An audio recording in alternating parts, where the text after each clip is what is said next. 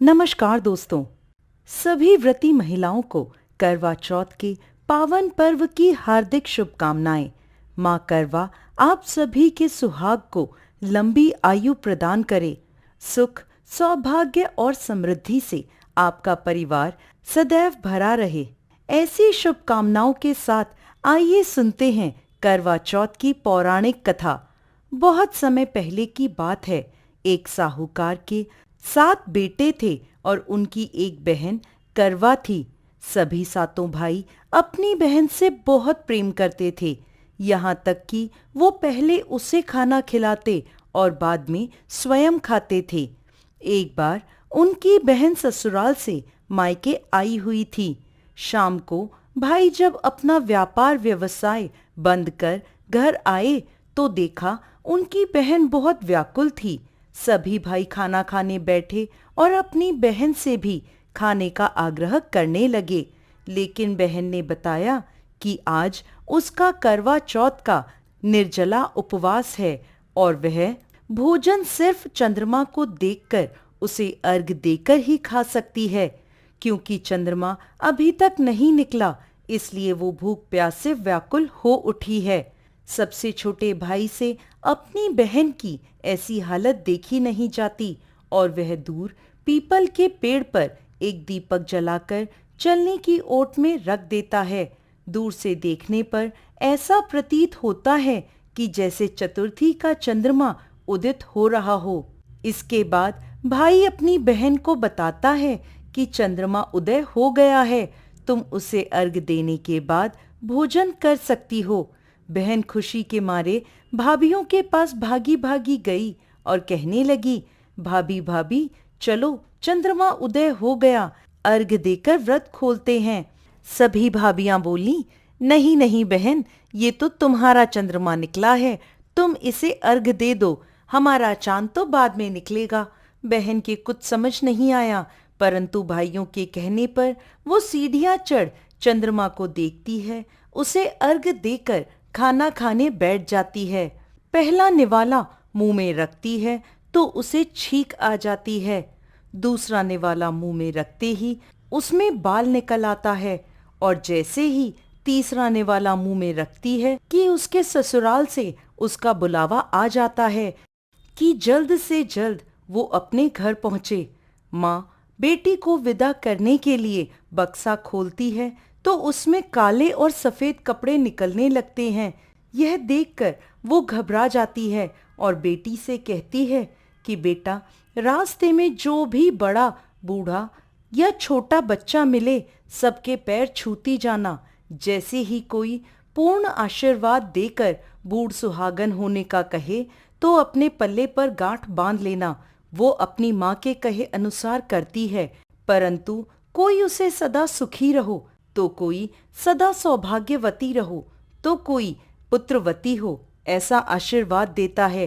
कोई भी उसे पूर्ण आशीर्वाद नहीं देता।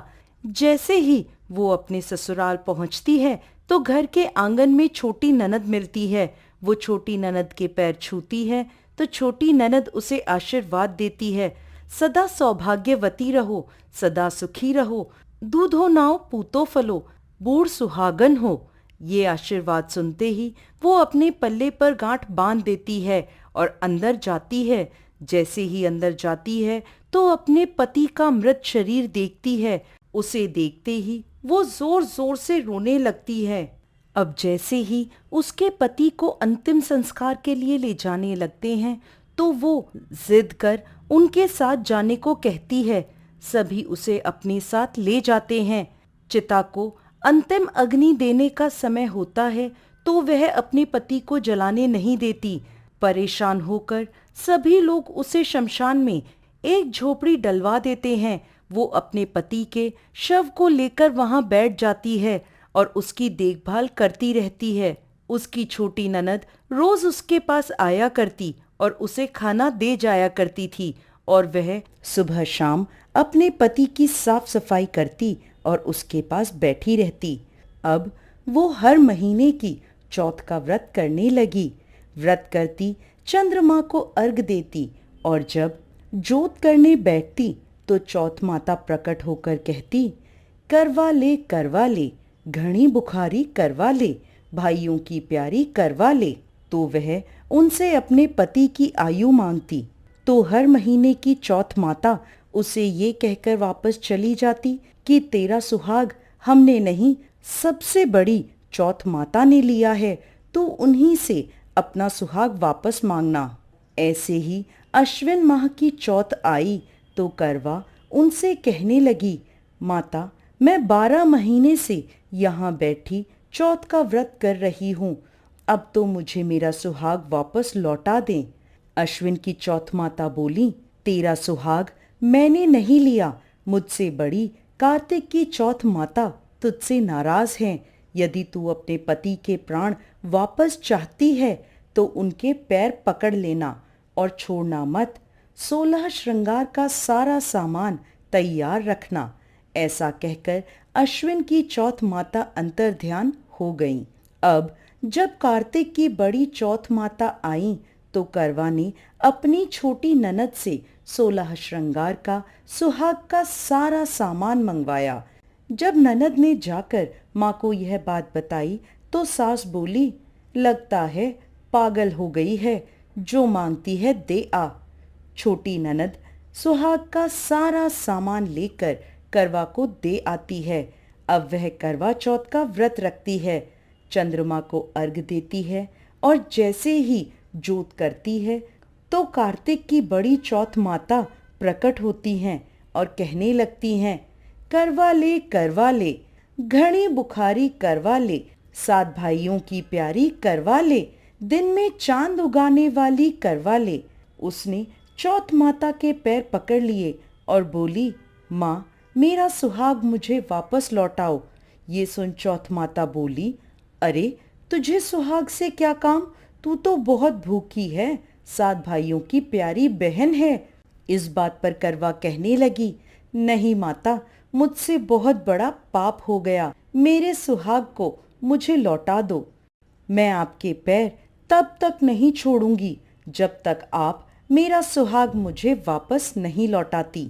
यह सुनकर चौथ माता ने करवा से एक एक कर सुहाग का सारा सामान मांगा और करवा उन्हें सारा सुहाग का सामान देती गई। तब चौथ माता उससे कहने लगी, तुझे जरूर व्रत करने की सारी विधि कोई समझा कर गया है।